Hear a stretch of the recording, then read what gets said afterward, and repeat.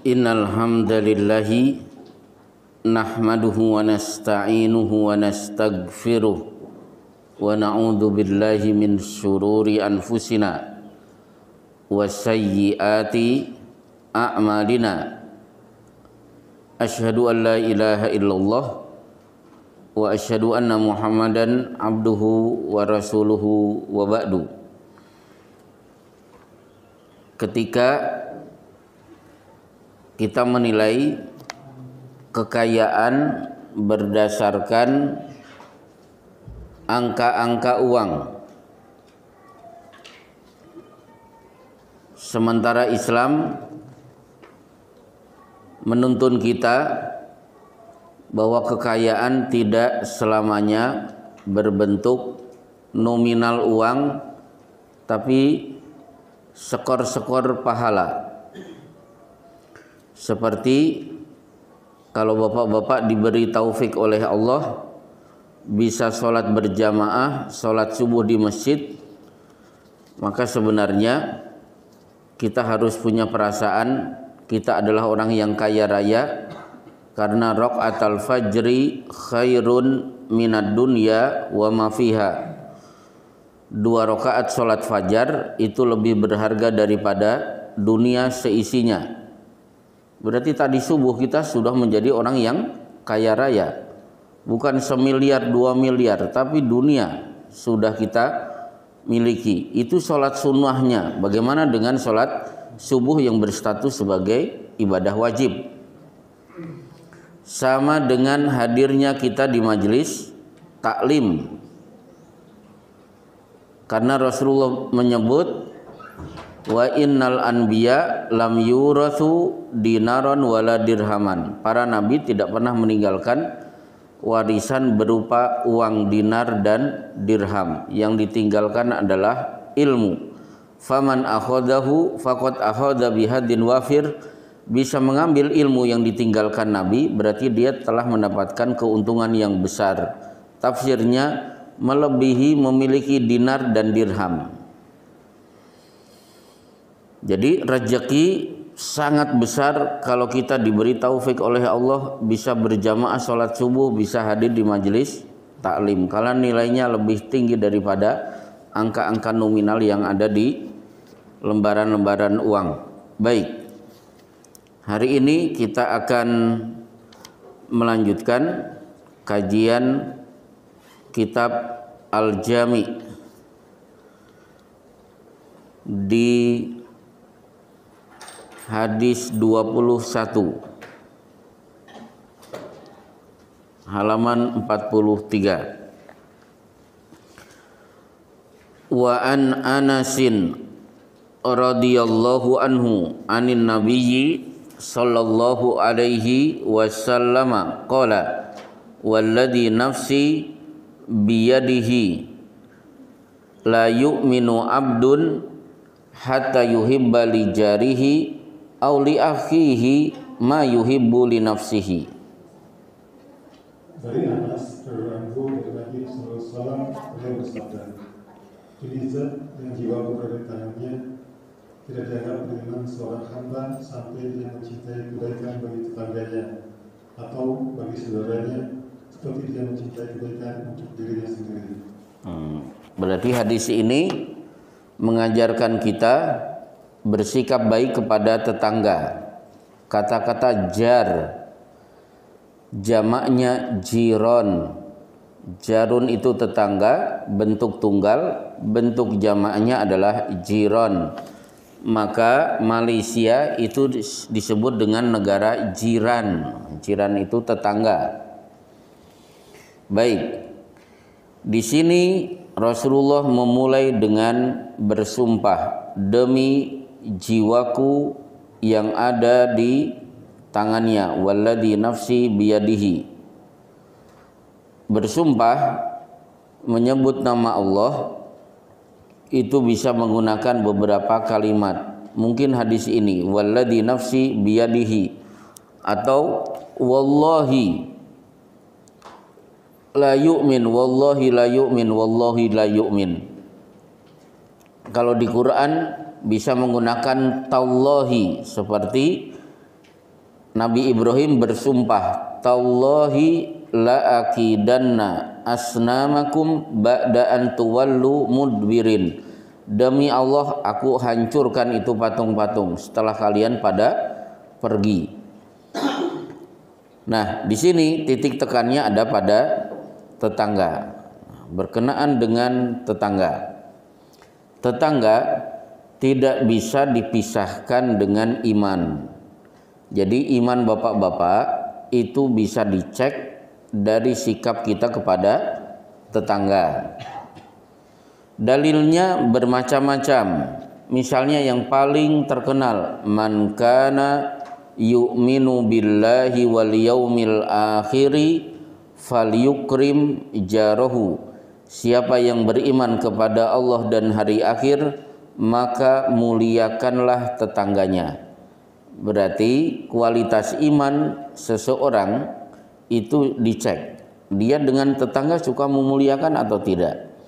Ternyata bertetangga dengan siapapun dia selalu punya musuh, berarti imannya tidak beres.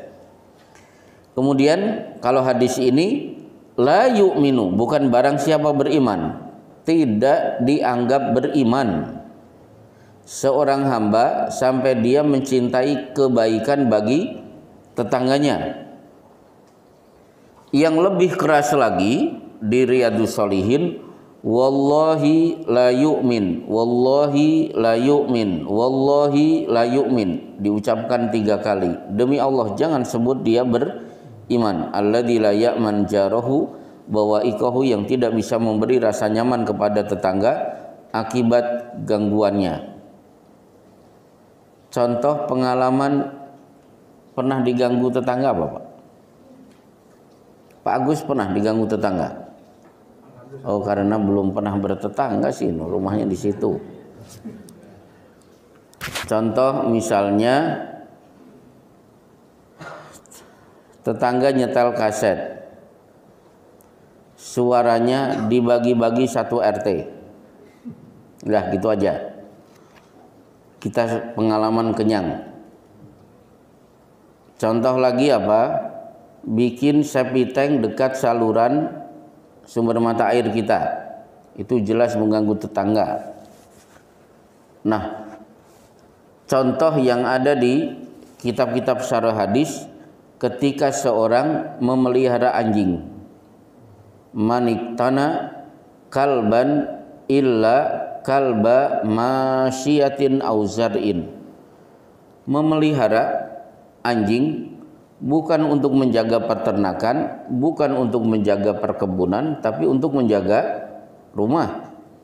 Maka pasti keberadaan anjing mengusik rasa nyaman kepada tetangganya.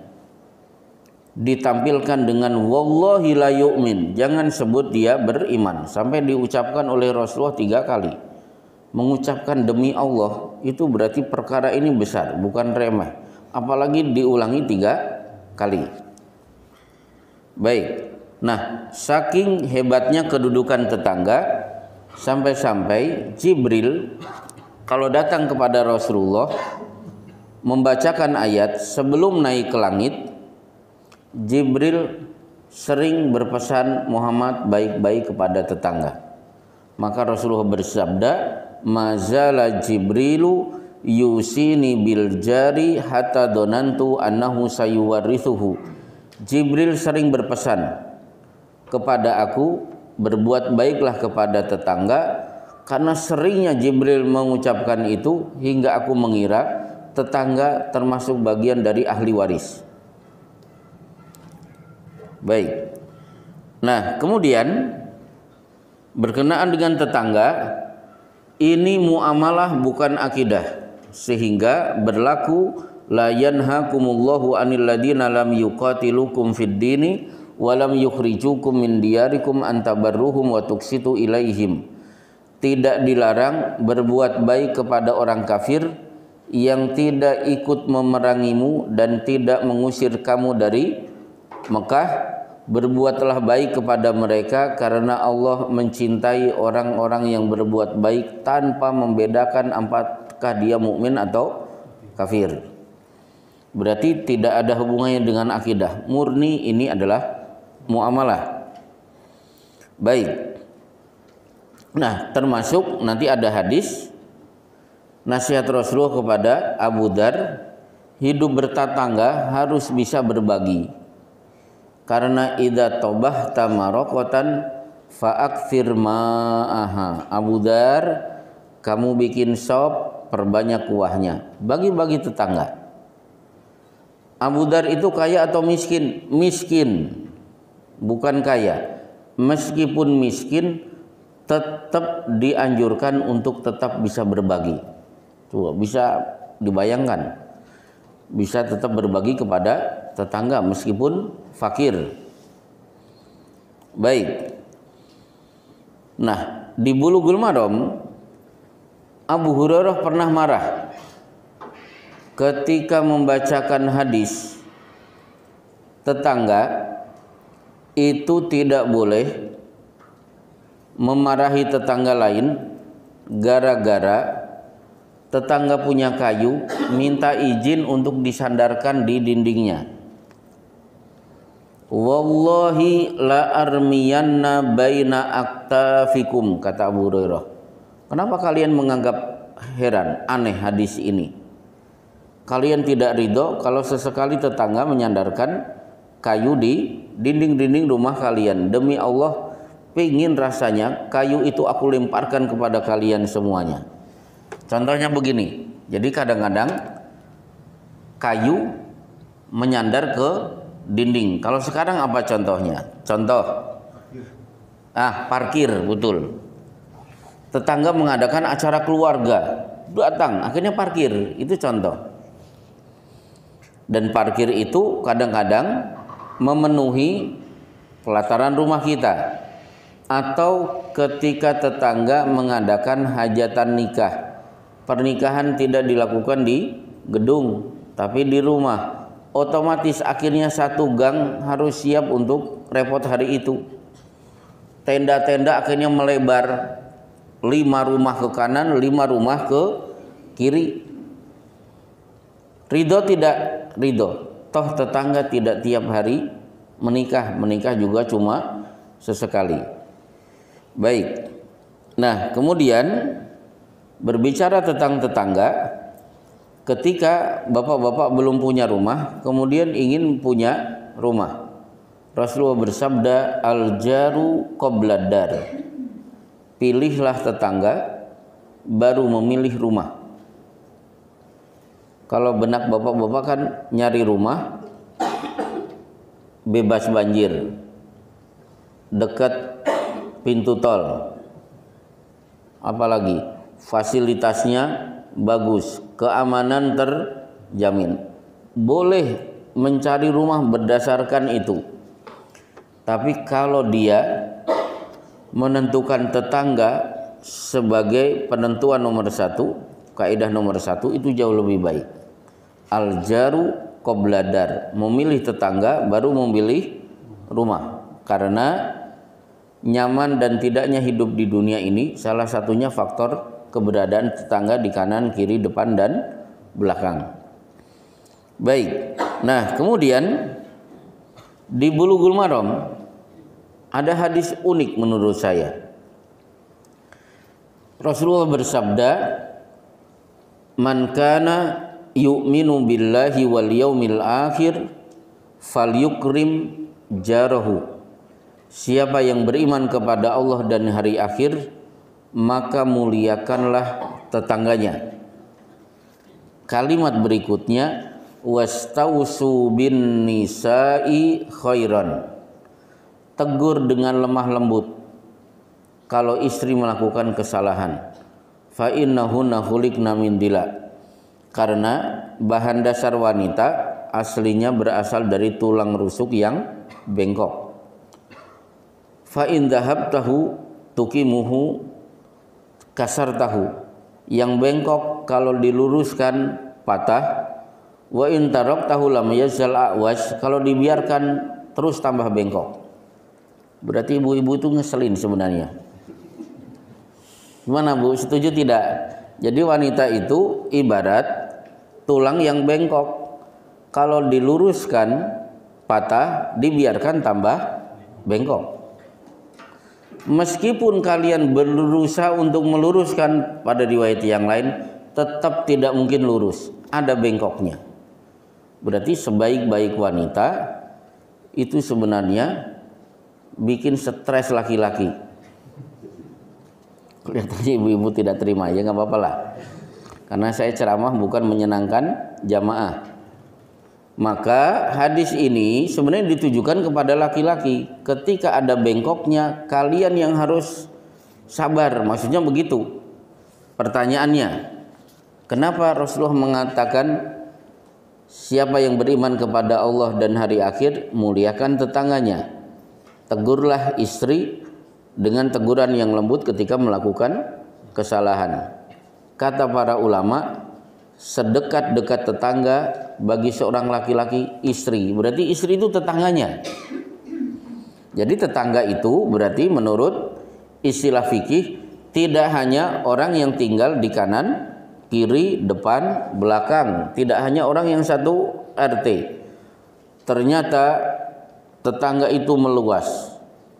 Bahkan Syekh Utsaimin mengatakan, disebut tetangga termasuk orang yang duduk di samping Anda saat berada di kendaraan.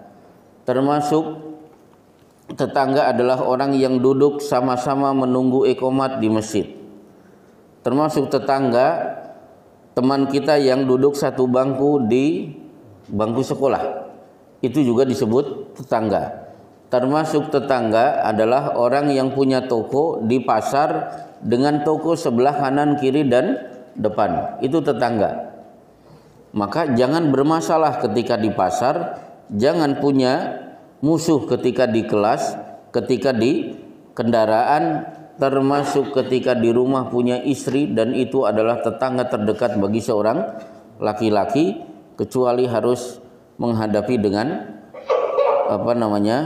bahasa-bahasa yang paling halus ketika istrinya melakukan kesalahan. Bahkan Rasulullah Shallallahu Alaihi Wasallam ketika menyebut akhlak mulia, kemudian ditutup dengan kalimat khiyarukum li ahli. Ketika mukmin yang baik adalah yang bagus akhlaknya, maka sebaik-baik kalian adalah yang bisa berakhlak baik kepada istrinya. Berarti kalau ada laki-laki murah senyum, baik, kemudian mudah membantu orang lain, akhlaknya bagus, maka siapa yang pertama kali menikmati akhlak yang mulia milik laki-laki itu? Jawabannya istrinya. Jangan sampai bapak-bapak kepada yang lain-lain dikasih senyuman, istrinya dikasih cembetut, itu nggak boleh.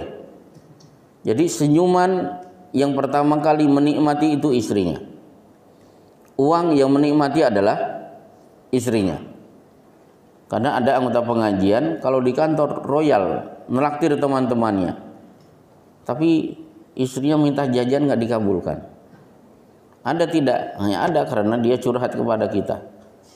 Akhirnya suaminya yang kita tegur.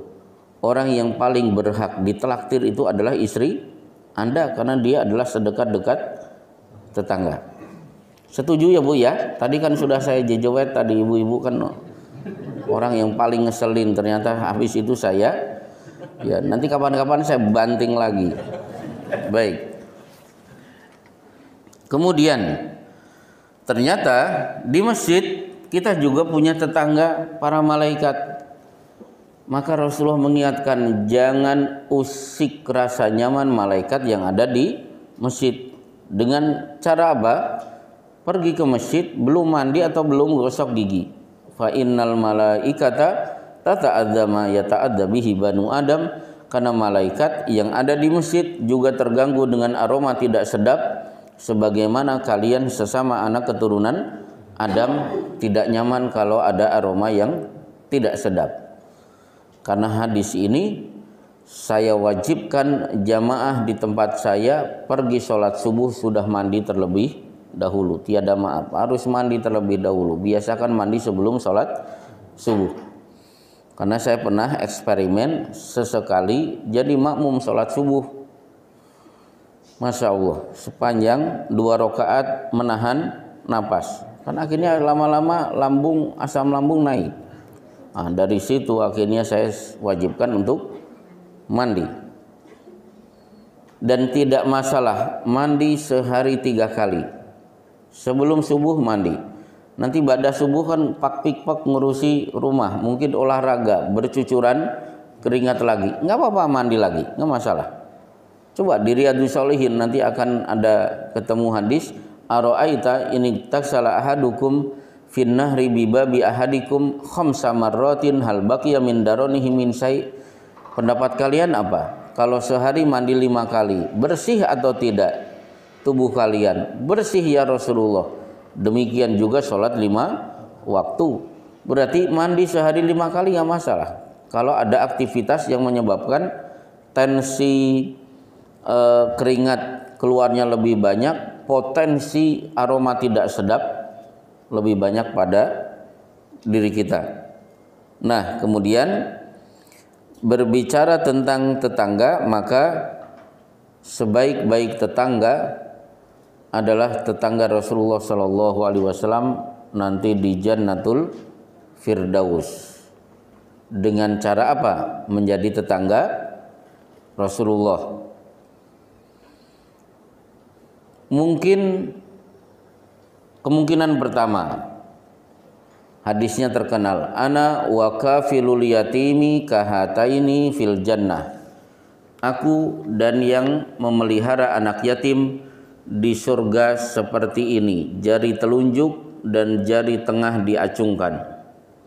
Sebagaimana jari telunjuk dan jari tengah itu dekat, maka itulah dekatnya aku dengan orang-orang yang memelihara anak yatim.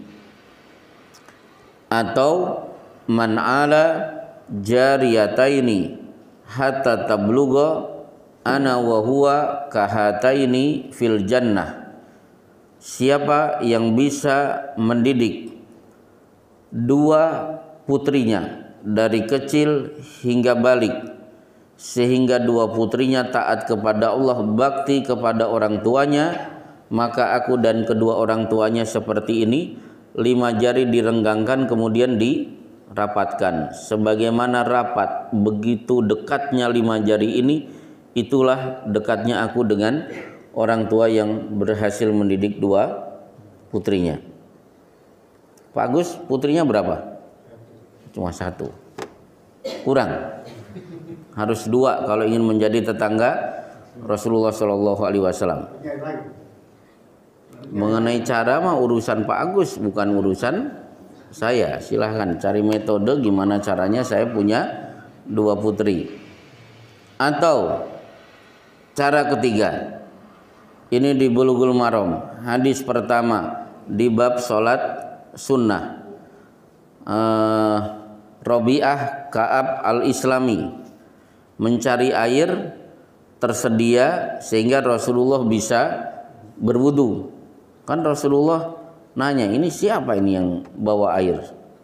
Semua menjawab Rabi'ah. Panggil itu Rabi'ah. Ya Rabi'ata sal, kamu minta apa? Kamu kan sudah mencari air untuk aku. As'aluka murafaqataka fil jannah. Aku minta upah, bukan uang, tapi menjadi tetanggamu di surga. Fa'inni ala nafsika bikasrati sujud. Tolong aku untuk mewujudkan cita-citamu menjadi tetanggaku di surga dengan cara memperbanyak sholat sunnah.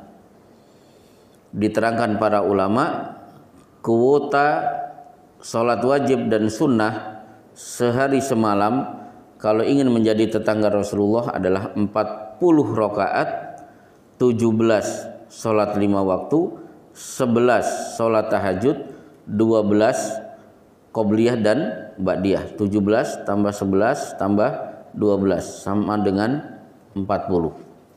Nah, itu contoh beberapa amalan yang membuat kita akan menjadi tetangga Rasulullah Shallallahu Alaihi Wasallam. Nah, inti dari hadis ini, kembali ke hadis. Jadi apa yang ada pada saya itu juga ada yang ada pada tetangga saya. Contoh, musim kemarau, air sedikit, akhirnya kita dapat air. Ketika kita bisa membuat saluran lebih dalam lagi. Apakah kita biarkan tetangga kemudian kesulitan mencari air? Enggak. Kalau dia tidak bisa, tidak punya rezeki untuk biaya mendalami saluran air, ya sudah. Gimana caranya tetangga bisa dapat air dari kita meskipun dengan cara cuma-cuma. Jadi itulah iman seseorang. Apa yang ada pada saya itu juga ada pada tetangga saya. Baik. Sekarang masuk hadis ke-22. An Ibni Mas'udin radhiyallahu anhu qala sa'altu Rasulullah sallallahu alaihi wasallam ayyu dzanbi a'damu an taj'ala lillahi niddan wa huwa khalaqaka qultu summa ayyu qala summa an taqtula waladika khasyata an ya'kula ma'aka qultu summa ayyu qala summa an tuzani halilata jarika muttafaqun alaihi.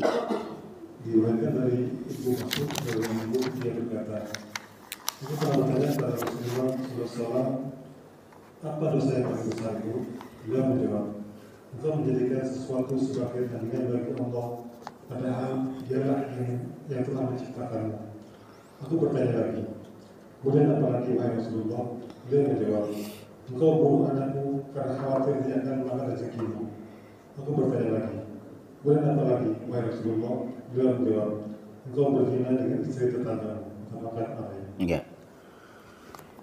Ibnu Mas'ud itu pernah 2 kali bertanya kepada Rasulullah yang ditanyakan yang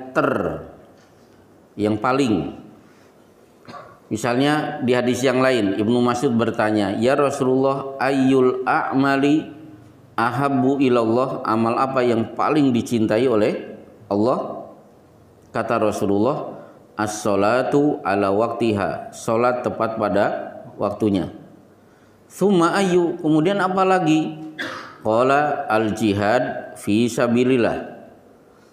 Kemudian apa lagi? Rasulullah menjawab, birrul walidain, bakti kepada orang tua. Itu amal yang terbaik. Nah, ternyata begitu dosa ditanyakan, dosa apa yang paling besar? Ternyata jawabannya berbuat syirik. Engkau menjadikan Allah sebagai tandingan, padahal Allah yang menciptakan dirimu. Contohnya apa? Sudah benar dia bingung menentukan A atau B, melaksanakan sholat istikharah, cakep, bagus.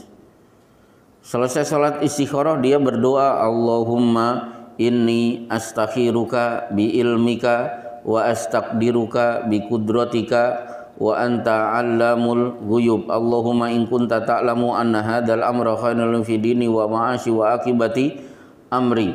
Allahumma in kunta ta'lamu anna hadzal amra syarrun li fi dini wa ma'ashi wa akibati amri fasrifni anhu wasrifhu anni. Itu kan doa istikharah.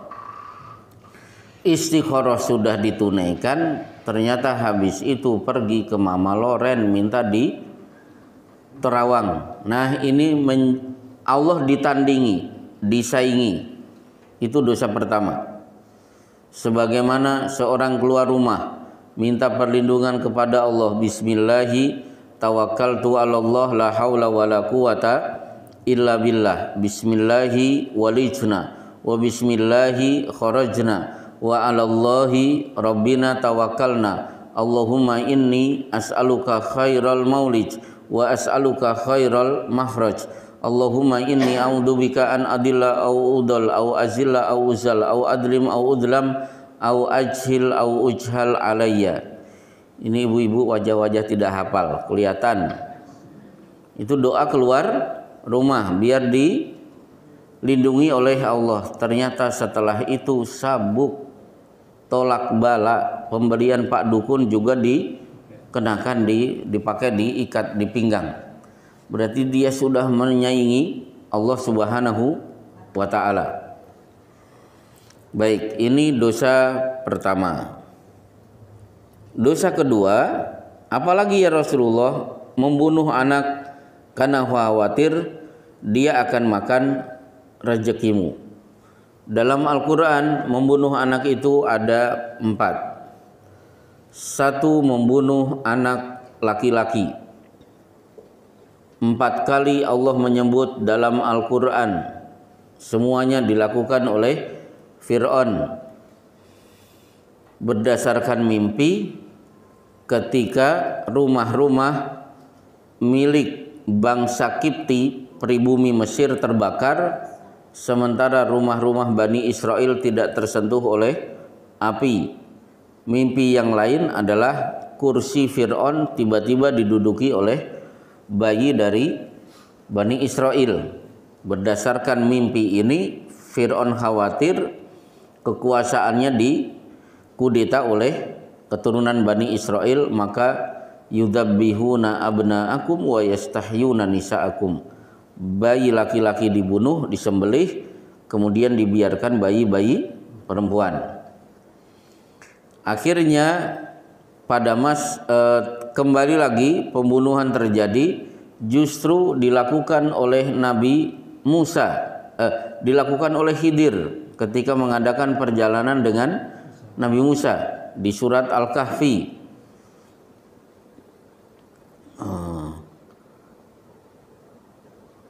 Fantolako hatta idza laqiya gulaman faqatalah qala aqatalta nafsan zakiyatan bighairi nafsin laqad ji'ta syai'an imra. Mengadakan perjalanan, ada anak dibunuh oleh Khidir. Musa protes, dia tidak salah, kenapa dibunuh? Akhirnya qala alam aqul innaka lan tastati'a 'alai ma'iya sabra. Bukankah aku sudah mengatakan belajar kepada aku kamu tidak akan sabar? Hingga akhirnya Khidir menerangkan bahwa wa ammal gulamu fakana abawahu mu'minaini fakhashina ayyurhiqahuma tughyana wa kufra fa aradna ayyubdilahuma rabbuhuma khairan minhu zakatan wa aqraba ruhma. Anak ini kalau dibiarkan hidup nanti akan menjadi anak durhaka, justru kasihan kedua orang tuanya dan Allah sudah mempersiapkan pengganti yang lebih baik. Itu kedua.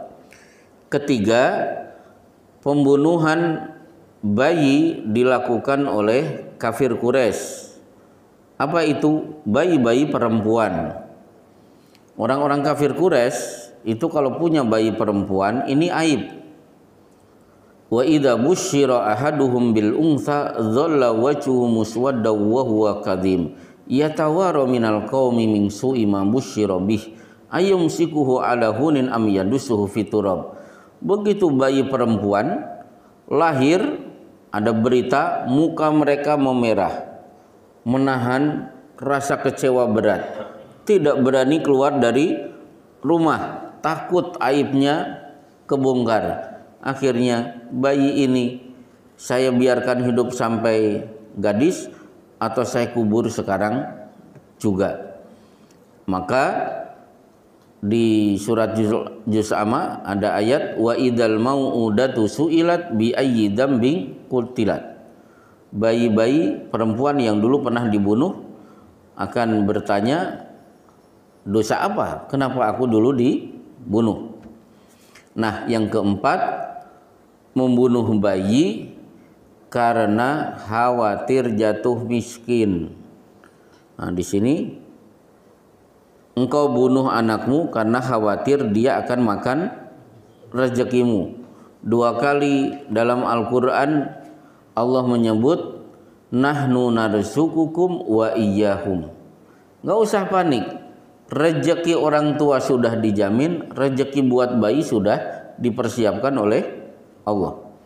Berarti tambah anak bukan berarti mengurangi rezeki orang tua. Nah, itu contoh membunuh, 4 contoh membunuh anak dalam Al-Quran. Kalau hari ini berarti aborsi. Baik. Beliau kemudian apalagi wahai Rasulullah? Beliau menjawab, engkau berzina dengan istri tetanggamu. Jadi gini, sama-sama berzina, dosa orang yang berzina itu berbeda-beda. Saya beri contoh. A berzina, pergi ke komplek lokalisasi. Usianya berapa? 17 tahun. B berzina. Berapa usianya? 81 tahun. Sudah stroke 3 kali. Mana yang lebih besar dosanya? B. Kenapa? Salasatun la yukallimuhumullahu yaumal qiyamati wala yanzuru ilaihim wala yuzakkihim walahum adabun alim. 3 kelompok Allah tidak mau melihat orang itu, tidak mau mengajak bicara, tidak mau membersihkan dosa-dosanya, dan Allah pastikan siksanya pedih. Siapa? Asy-syaikhu zanin, orang yang sudah tua renta yang berzina. Berarti orang tua yang berzina dosanya lebih besar daripada anak muda. Kemudian hadis ini, A berzina dengan tetangga sebelah, B berzina dengan orang Amerika saat dia sedang tugas di Amerika. Lebih besar mana dosanya? Saat berzina dengan tetangga atau di Amerika dengan tetangga jauh lebih besar. Termasuk orang kalau soleh menjadi panutan, kok dia berzina, dosanya lebih besar daripada orang umum. Contoh, preman berzina, ustadz juga berzina. Mana yang lebih besar dosanya? Oh, ustadz.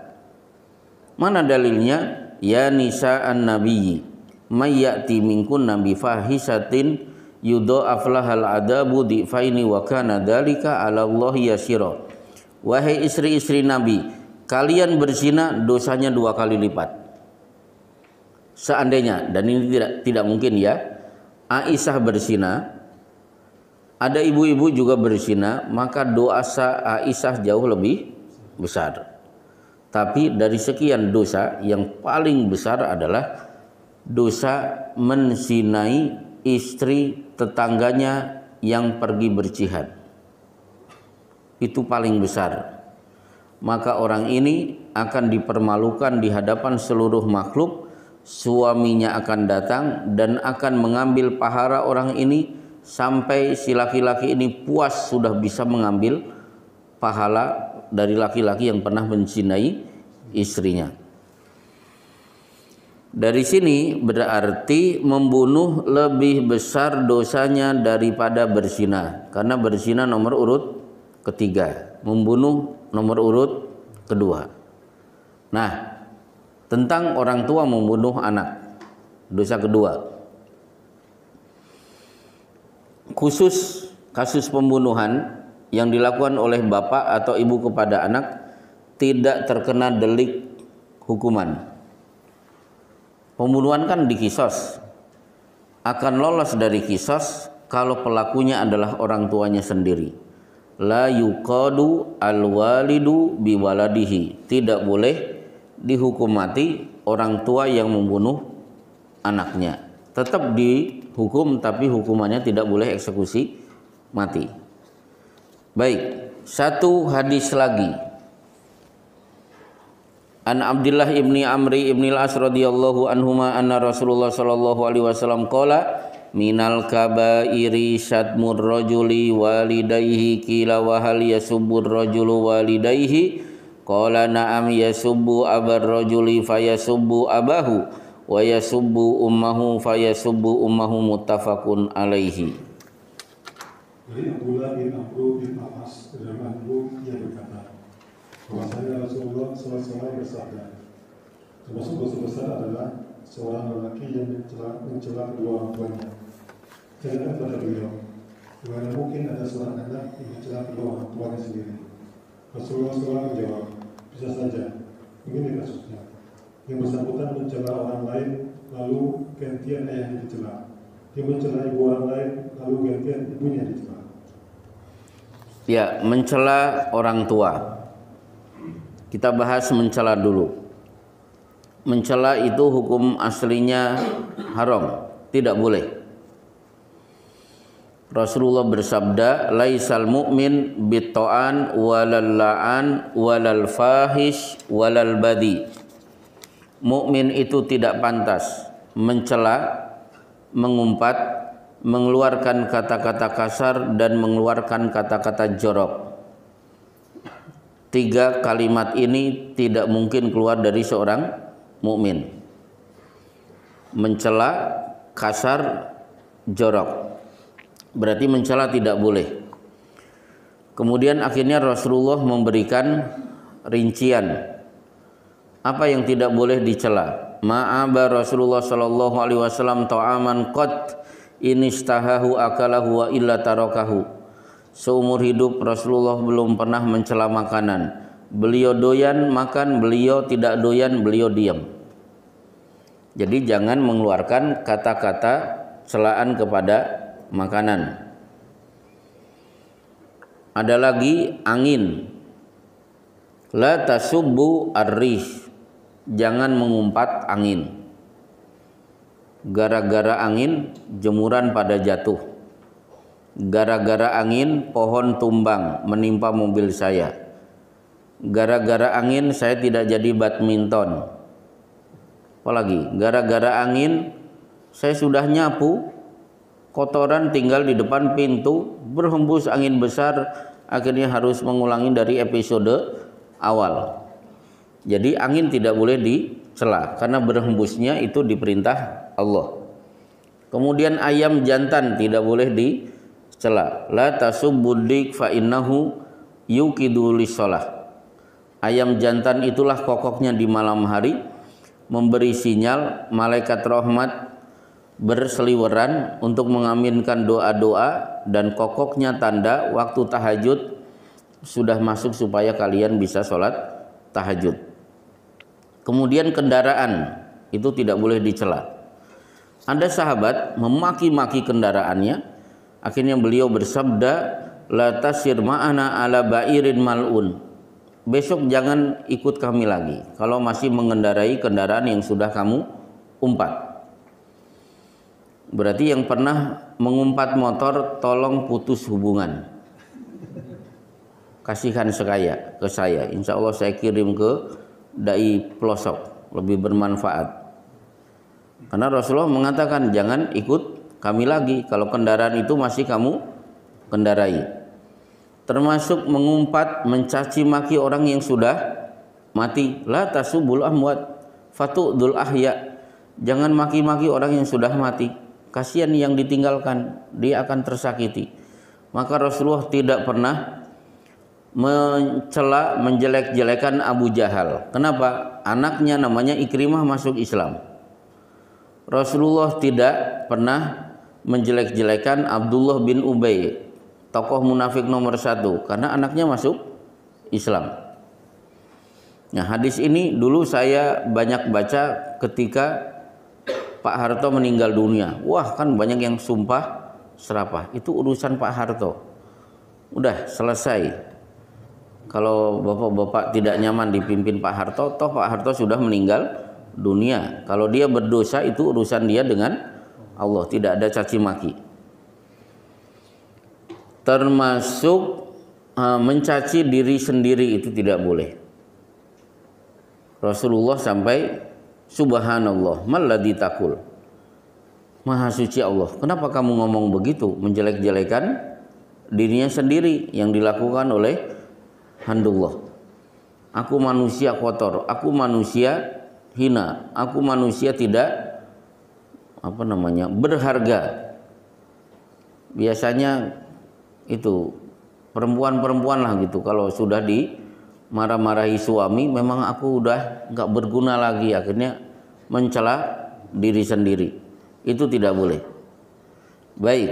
Nah, termasuk larangan mencela, tidak boleh mencela orang tua. Nah, inilah yang membuat para sahabat bingung. Mana mungkin kita mencaci maki, mencela orang tua kita? Oh, mungkin. Caranya apa? A dan B tengkar. A menjelek-jelekan bapaknya si B emosi, akhirnya si B menjelek-jelekan bapaknya si itulah yang disebut mencela orang tua. Berarti ini bagian dari tindakan preventif. Saddud dzari'ah. Jangan sampai orang tua dicaci maki, maka jangan mencaci maki orang tua teman kita. Karena orang tua kita tidak salah. Inilah prinsip Islam. Yang salah tidak boleh jadi korban. Sebagaimana wanita Juhainah datang menghadap Rasulullah. Ya Rasulullah, inni asabtu haddan faaqimu alayya. Saya berzina, tolong rajam saya.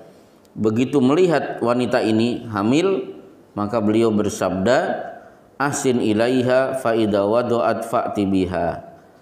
Kepada orang tuanya, tolong urusi putri bapak sampai melahirkan. Nanti kalau sudah melahirkan, bawa kemari, nanti akan kita rajam sesuai dengan permintaannya. Berarti merajam tidak boleh bayi yang dalam perut menjadi korban. Termasuk di Bulughul Maram, Rasulullah sampai bersumpah akan membakar rumah-rumah penduduk yang tidak hadir untuk sholat berjamaah. Kira-kira sumpah Rasulullah terlaksana tidak? Ternyata tidak beliau laksanakan. Kan Rasulullah, ini uridu an ahtoba bihatatubin fayati rijalan yukhallifunal jamaah fa uhariku alaihim buyutahum.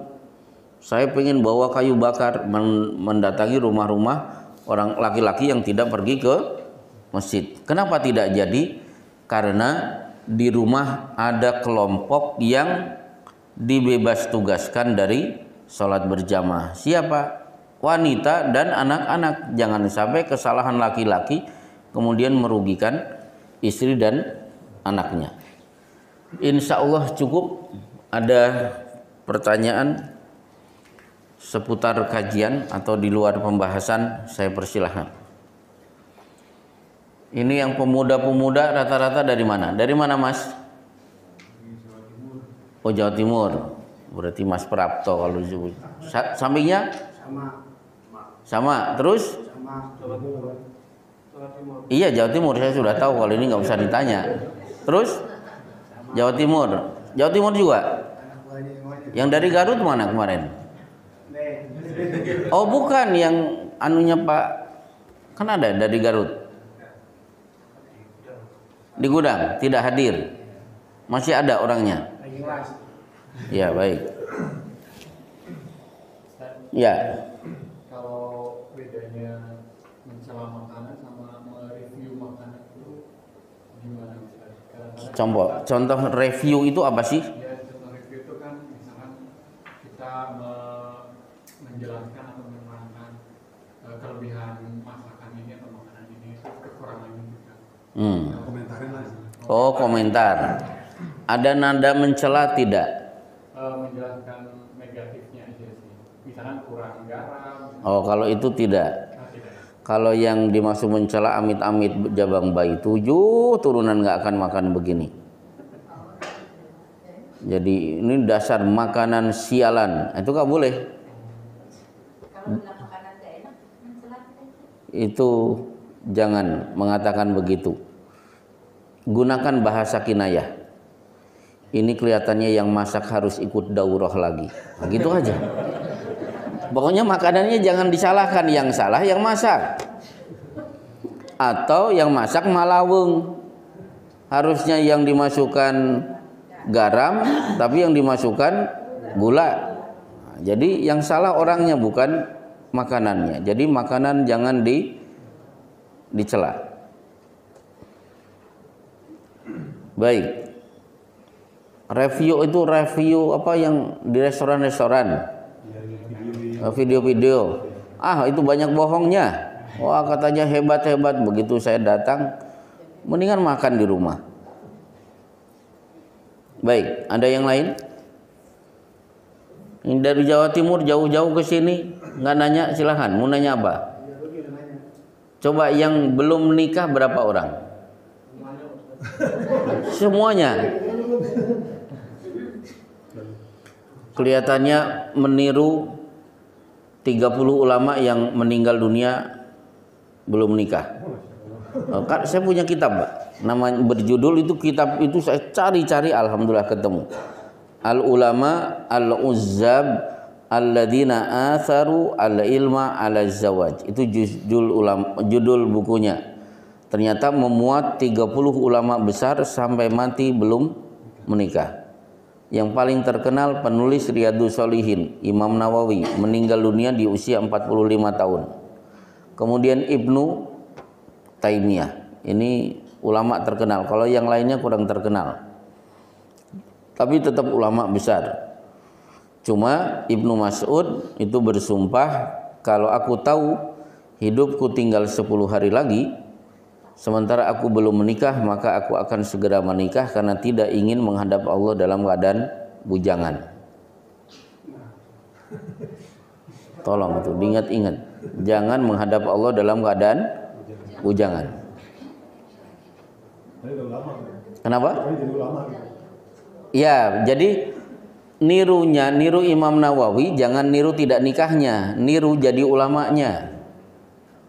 Coba Imam Nawawi itu ternyata kalau buka kitab fikih membicara tentang nikah, bapak-bapak pasti akan punya kesimpulan Imam Nawawi pantas kalau punya punya istri 4.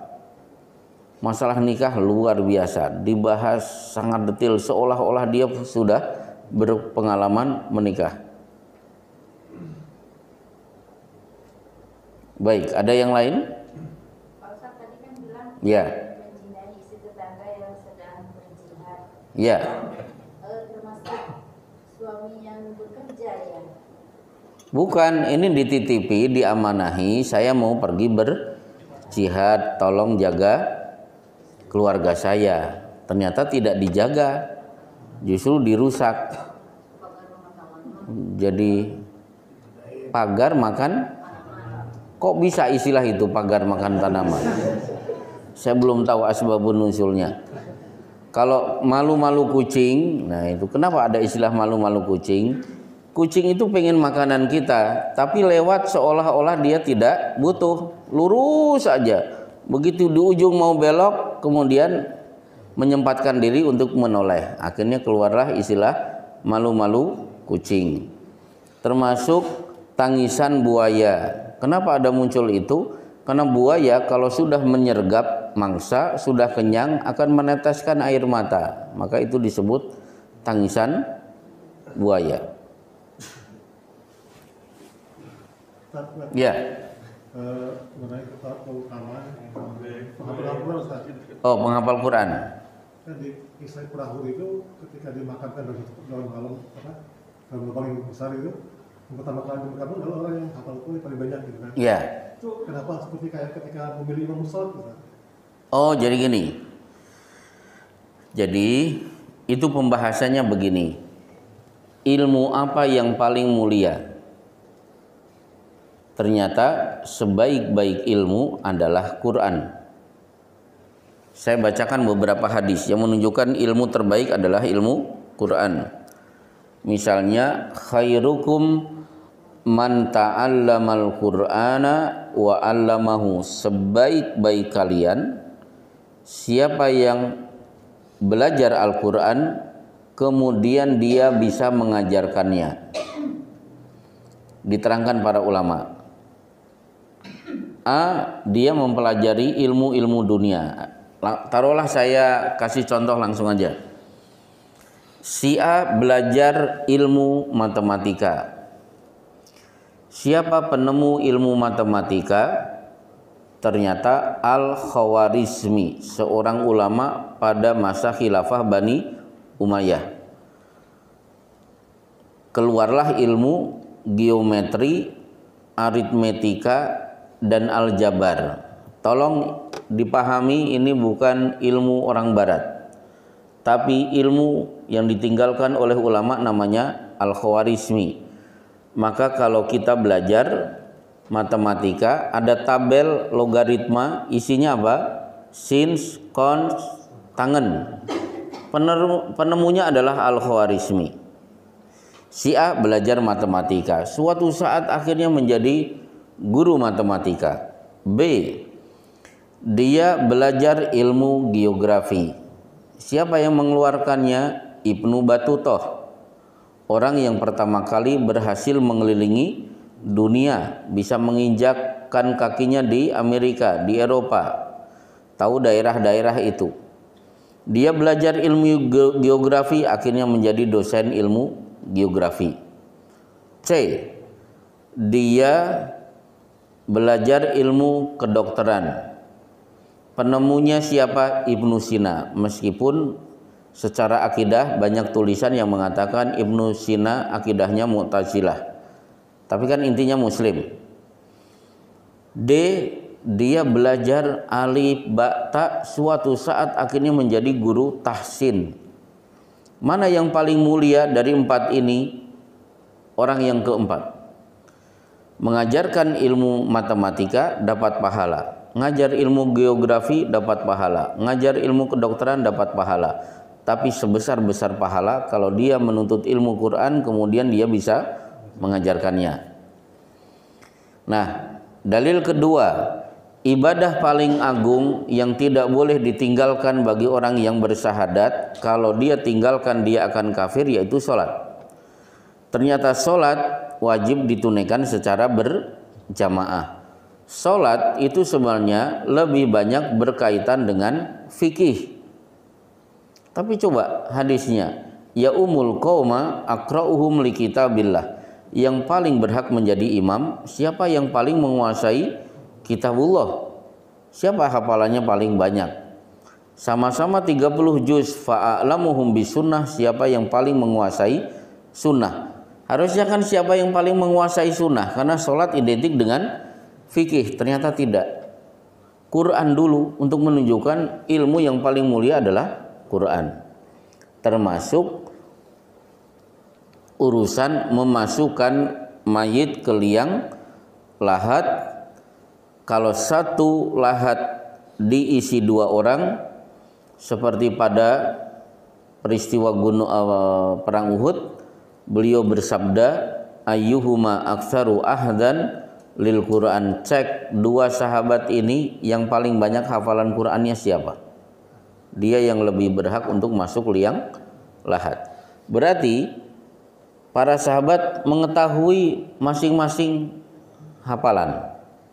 Jadi ketahuan ini dengan ini hafalannya mana yang lebih banyak. Nah, ngomong-ngomong tentang hafalan Quran, ada pertanyaan bagus. Kira-kira Abu Bakar hafal Quran atau tidak? Ini pertanyaan bagus menurut saya. Baik, saya jawab. Tadi kaidah Rasulullah apa? Yang berhak menjadi imam aqra'uhum li kitabillah, yang paling menguasai kitabullah. Pertanyaannya, kalau Rasulullah berhalangan hadir ke masjid, Rasulullah menyuruh siapa yang jadi imam? Pasti Abu Bakar. Coba hadisnya, muru Aba Bakrin liyusolliya bin nas. Aisyah pergi ke masjid, sampaikan, perintahkan Abu Bakar untuk memimpin sholat orang-orang. Berarti tidak mungkin Abu Bakar berhak menjadi imam kecuali dia aqra'uhum li kitabillah. Cukup dengan itu kita meyakini Abu Bakar hafal Quran. Ada satu penanya terakhir. Kelihatannya tidak ada. Ya. Ini mengenai melewati orang yang sedang sholat tanpa sutra, Ustaz. Oh ya. Misalkan di Harun kan? Ya. Itu ketika ada orang sholat ini, kita mau lewat tapi tidak sutra, itu gimana tuh? Ya. Sutroh itu hukumnya sunat mu'akkad. Tidak sampai wajib, tapi juga jangan diremehkan. Hukumnya sunat mu'akkad. Sutroh itu mislu mukhiratir rohli, usahakan tingginya seperti tempat bersandar punggung ketika orang berada di atas unta. Suntroh bisa berupa meja ini, bisa dan sebaik-baik sutroh adalah dinding. Tapi sutroh juga bisa orang, karena Nafi, murid paling utama Abdullah bin Umar, itu pernah dipanggil oleh gurunya. Abdullah bin Umar memanggil Nafi, walini dhohroka, aku minta punggungmu aku jadikan sebagai sutroh, tolong jangan pergi kemana-mana. Berarti Pak Agus, kalau saya berikan amanat, Pak saya mau sholat tolong jangan pergi ya. Loh kenapa? Punggung Pak Agus akan saya jadikan sutroh. Ya bagus. Orang tua sering disuruh-suruh, harusnya terbalik. Ya, baik. Ya, satu. Jadi itulah gambaran sutroh. Nah, kemudian bagaimana status orang yang sholat tidak pakai sutroh? Coba hadisnya berbunyi, idza shalla ahadukum ila syai'in yasturuhu minan nasi fa arada ahadun an yastaza baina yadayhi falyadfa'hu fa in aba falyuqatilhu fa innahu syaiton. Siapa yang sholat di depannya dia sudah pasang sutroh, tiba-tiba ada orang yang lewat, dia punya hak untuk menghalangi. Kita buka Fathul Bari Ibnu Hajar. Berarti kalau dia tidak punya sutroh, dia tidak punya hak menghalangi orang-orang yang akan lalu lalang di depannya. Jadi begitu. Jadi kalau dia tidak pakai sutroh, oh ya kita boleh lewat di depannya. Wallahu a'lam bishawab. Inilah kajian kita di pagi hari ini. Kita lanjutkan di pertemuan-pertemuan yang akan datang. Wassallallahu ala Muhammad wa ala alihi washabbihi wasallim. Subhanaka Allahumma bihamdika asyhadu an la ilaha illa anta astaghfiruka wa atubu ilaik.